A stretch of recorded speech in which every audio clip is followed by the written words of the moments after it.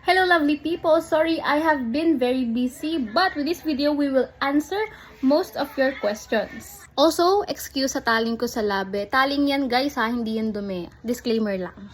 If you have any more questions or may kung nakalimutan ako, you may comment down on this video as well and watch my previous video regarding Medical Coding Academy. I was very afraid of sharing this with you guys kasi akala ko bawal, but our director sa aming company encourages us to share it with everyone because we will be hiring until next year. So, without further ado, let's start! Number 1, the most frequently asked question sa previous video ko is what company po? So, in Medical Coding Academy, we have 2 companies. I am currently under Conifer Health Solutions, and then the other company or our sister company is Tenet.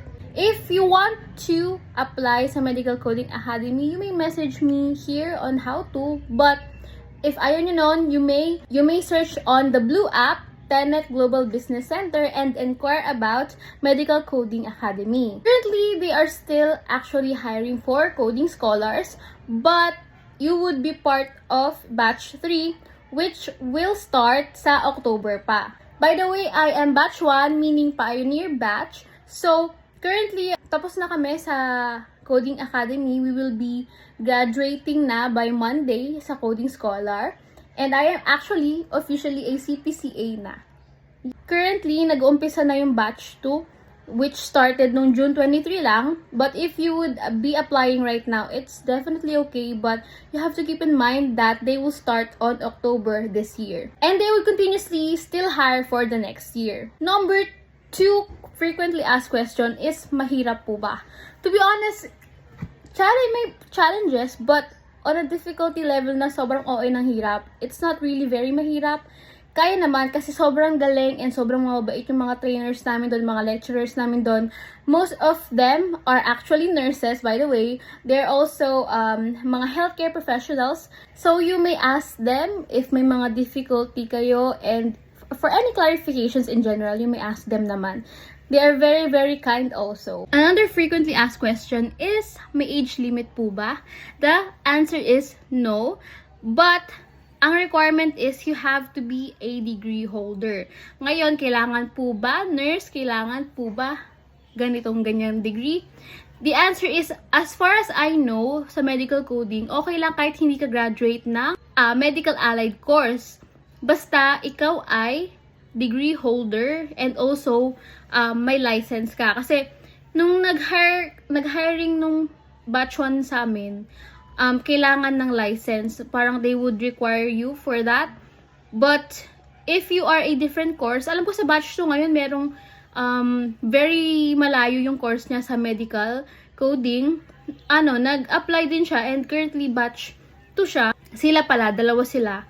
And nakaka-cope up naman sila so far. But if you think you would struggle sa ganitong field, especially medical, I would suggest na mag-pursue ka pa din, magpatuloy ka pa din, mag-try ka pa din. Kasi sayang naman yung opportunity, no? Kasi sobrang mahal ng pag-enroll sa Medical Coding Academy and not all companies offer that. So, go lang. Magiging challenging nga lang to if hindi ka medical professional. But kaya nga tayo may trainer, kaya nga tayo may training for 3 months is para matuto ang lahat. Another question is, kailangan po ba nurse ka?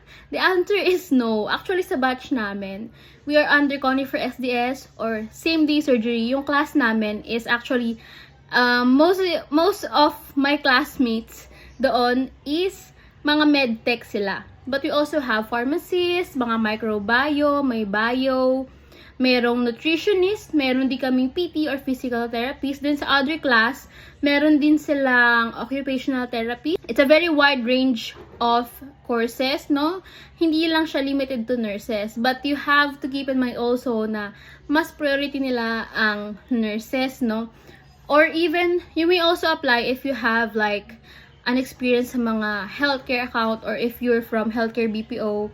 Tatatanggap din nila yun. Next, kasama po ba ang midwife dyan or pagdodoktor? Pwede po kayo mag-apply. Another question is, work from home po ba after pumasa? The answer would be no. We are actually day shift and we are on-site sa BGC. So, if you're planning to go to Medical Coding Academy under Tenet Global Business Center, you have to prepare yourself para sa on-site na training and on-site din po na pag-work. After passing the CPC exam, once nasa production na, after a year po, meron the privilege to work from home. Kasi yung pag-work from home and on-site actually would be after a year of experience sa production, and it is actually performance-based. Now, if you want to work from home, you would have to apply to a different work stream, which is medical abstractor. Yun yung sure talaga na work from home after 3 months of on-site training with equipment provided.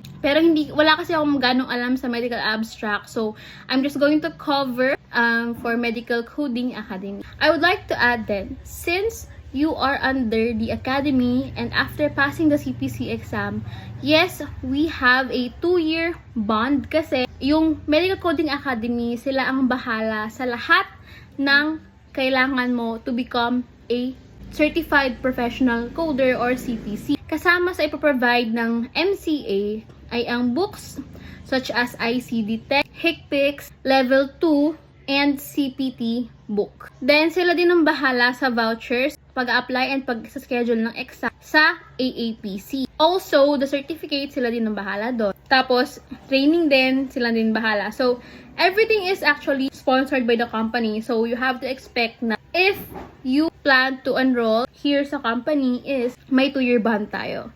Literal, now we are students, we are scholars ang tawag sa amin ng company. So, we have 2 years contract bond as outpatient coders. Now, once hired kayo, we are not sure, actually, based on our experience, pati sa batch 2 experiences din, hindi rin namin alam kung pupunta ba kami sa Tenet or sa Conifer, kung Profi ba kami or SDS or ASC.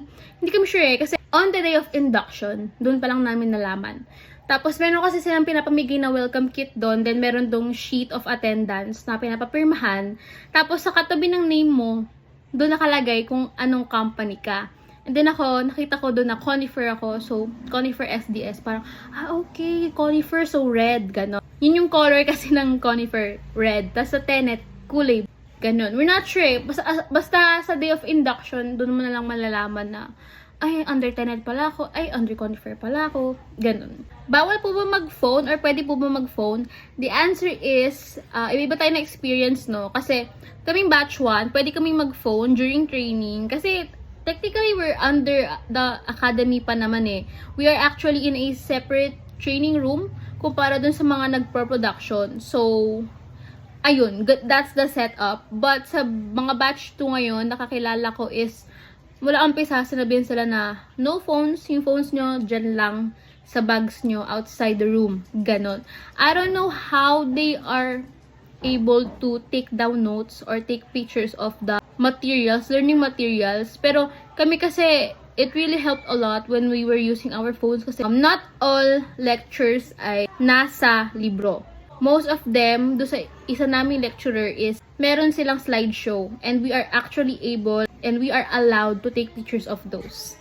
Yun lang so far yung mga napansin kong question, and if may nalimutan pa ako, please comment down below and you may ask me how to apply pa din and the things that you should prepare if you are planning to go to Medical Coding Academy under Tenet Global Business Center. Thank you!